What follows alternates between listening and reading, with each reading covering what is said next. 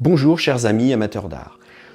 Donc dans cette troisième partie sur analyser une œuvre d'art, qui va vous apprendre à apprécier un petit peu mieux les œuvres d'art, on va aborder la troisième partie, donc celle qui va décrire un petit peu plus la photographie de façon un peu plus subjective. Donc là on va parler plus du contexte, éventuellement de l'avant, du pendant, de l'après de la photographie, de ce qu'elle vous fait ressentir, éventuellement s'il y a des rapports avec d'autres œuvres, est-ce que c'est une réponse à un autre artiste, est-ce que c'est un fait historique, est-ce que ce fait se répète, enfin voilà, on va essayer de parler du contexte, la façon dont nous allons percevoir la photographie, donc c'est très, comme je vous disais, un petit peu subjectif.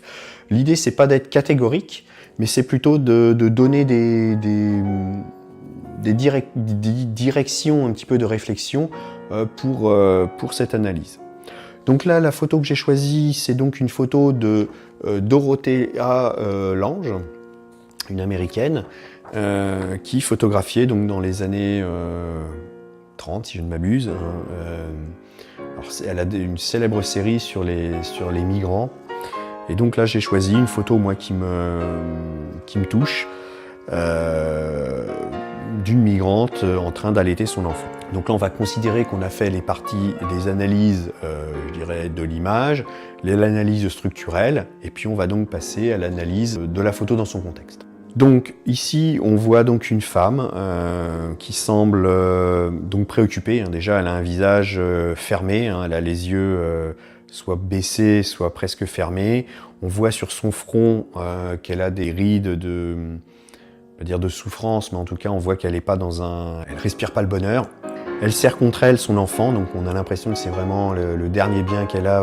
D'ailleurs, on voit autour d'elle, elle est extrêmement démunie. Il y a une espèce d'assiette qui n'est pas très propre. La lampe à pétrole, donc on voit qu'elle n'a pas l'électricité, une lampe à pétrole, très noire, donc bien usagée, ainsi qu'une tente. Donc cette tente, on voit que c'est une tente plutôt provisoire, c'est une bâche qui a été donc montée sur des rondins de bois. Donc ce rondin, on voit, c'est une grosse branche qui soutient la bâche. Et puis autour d'elle, il n'y a pas grand-chose d'autre. C'est-à-dire qu'en fait, dans le fond de la tente, on voit il y a quelques tissus, il n'y a pas grand-chose.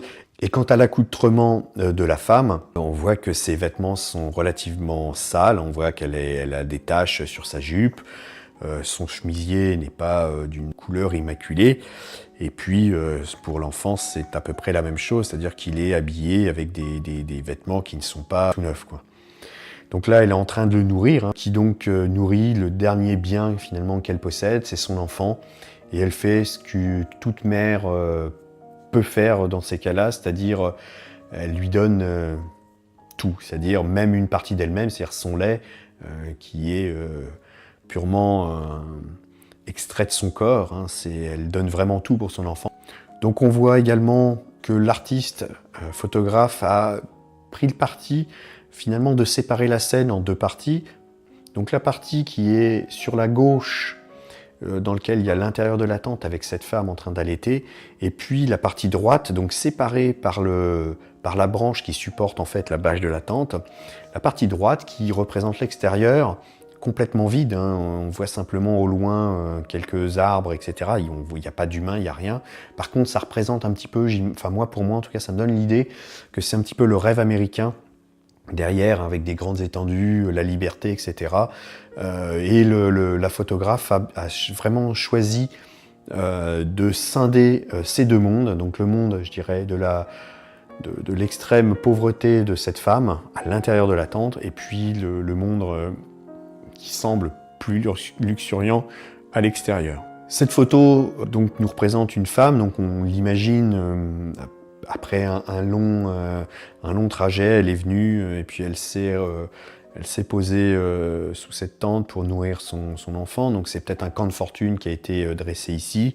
Ça nous fait poser des questions sur son avenir. Est-ce qu'elle a survécu? Est-ce qu'elle a réussi à vivre une vie meilleure? Est-ce que son enfant a réussi à sortir de cette pauvreté? Comment est-ce que la suite s'est passée? C'est une photo qui est malheureusement aussi d'actualité. Aujourd'hui, on retrouve sur nos côtes, en France, à Calais, etc., des migrants venus principalement du Moyen-Orient, mais aussi d'Afrique, qui ont aussi, alors c'est pas le rêve américain chez nous, hein, c'est le rêve européen, mais qui ont aussi cette envie de se sortir de la misère dans laquelle ils sont. Alors c'est soit la misère, soit la violence, soit la faim. Donc une photo vraiment d'actualité, moi qui me touche, c'est aussi pour ça que je l'ai choisie, qui m'émeut. C'est une belle photographie, hein, elle est très très bien réalisée, mais très dure aussi. Voilà en gros ce que je peux dire sur cette troisième partie. Donc sur l'analyse d'une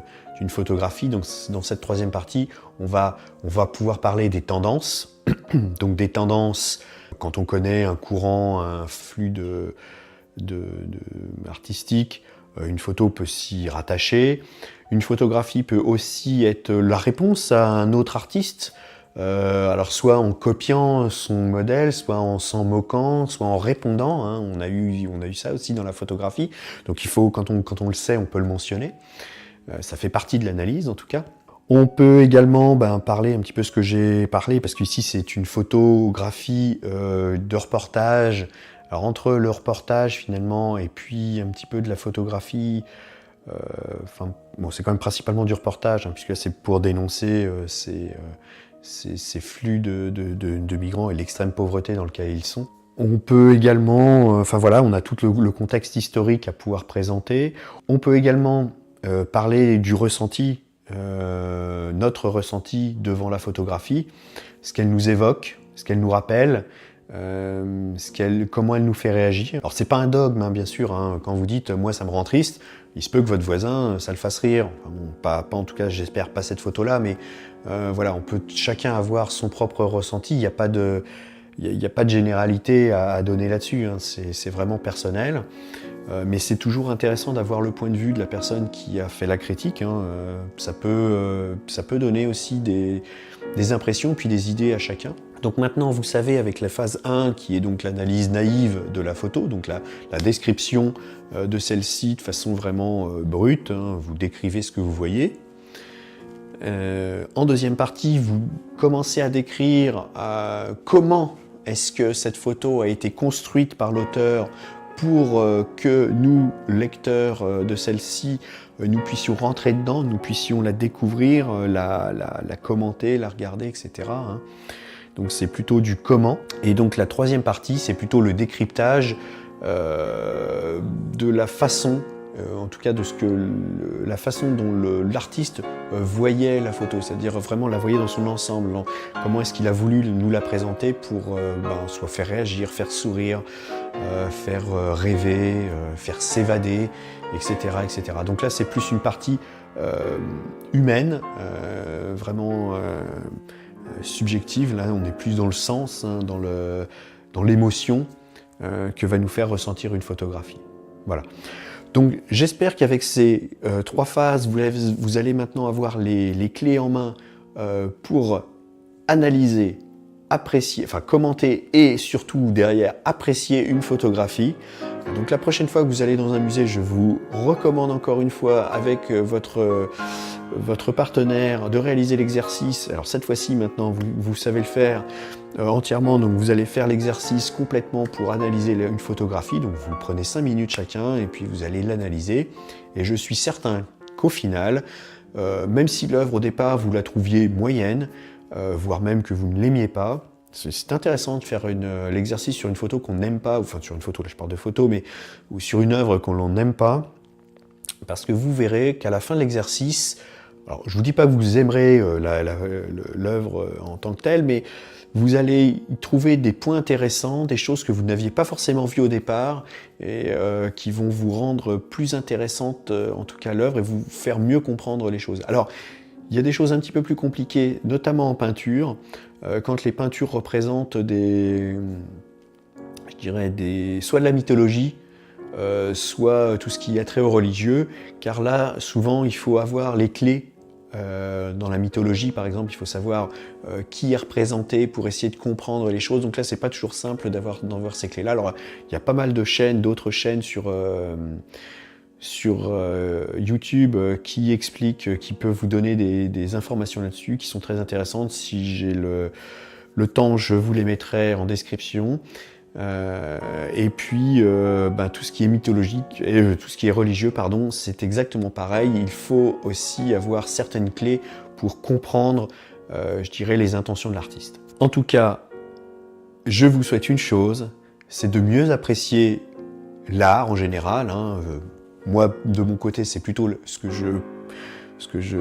j'essaie de vous enseigner, c'est la photographie d'art. Donc si je peux vous donner cet amour finalement, eh bien j'en serais très content et j'aurais rempli une partie de ma mission.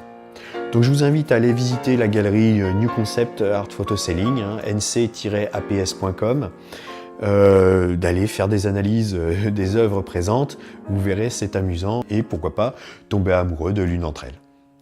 En tout cas, c'est ce que je vous souhaite. Et puis c'est ce que je me souhaite aussi. Allez, au revoir et puis bonne fin de journée. Merci d'avoir regardé.